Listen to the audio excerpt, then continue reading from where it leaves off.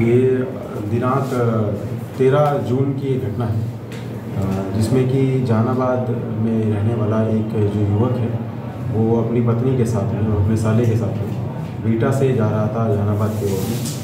और यहाँ पर ही जो खराट पंचायत है, खराट पंचायत के पास में एक स्कूल पड़ता है, वहीं पर ही जो इसके साला था, जो साले ने ही गोली मारकर फरार हो गया था।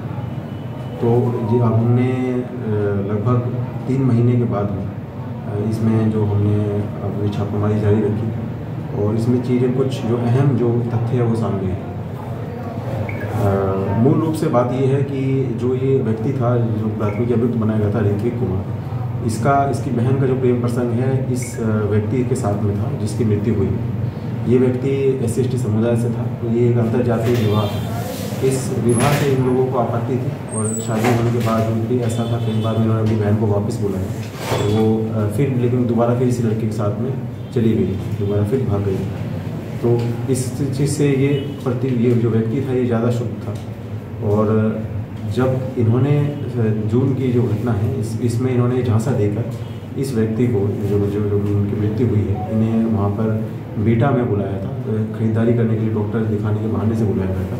वहाँ पर बुलाया और कई बार इन्होंने अपनी लोकेशन वहाँ पर चेंज करी। फिर जब इन्हें पर्याप्त मौका मिलाने लगा तो ये सबसे पीछे ये बैठ गया।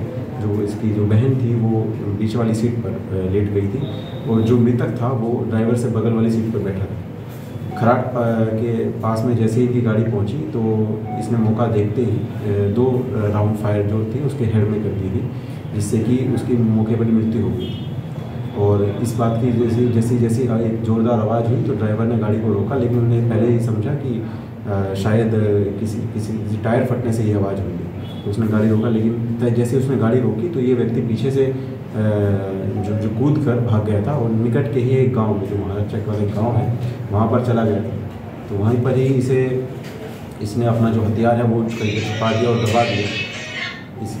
इसके अतिरिक्त इसने क्या किया, वहीं पर से ही एक लोकल टेम्पो वाले को हायर किया और वहाँ हायर करके ये फिर वहाँ से बीटा गया और बीटा से फिर अपने घर में आरा गया, जहाँ पर उसने अपनी पूरी बात को खोला और अपने परिजनों को भी इस बारे में अवगत कराया।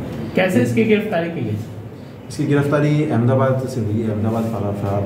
तो इसके अलावा इसके घर के 3 अन्य लोगों के ऊपर भी प्राथमिकी बनाया गया था, जिसमें कि इसके पिता थे और इसके भाई था, उसकी मदर भी थी। इसके अलावा इसकी जो बहन है उस पर भी आशंकाएं जता रही थी कि क्या उसकी भी भूमिका हो सकती है। इन सभी की जांच हमने की है और जब आगे भी अनुसंधान जारी है, अगर कोई भूमिका आएगी तो उनकी भी गिरफ्तारी की जाएगी।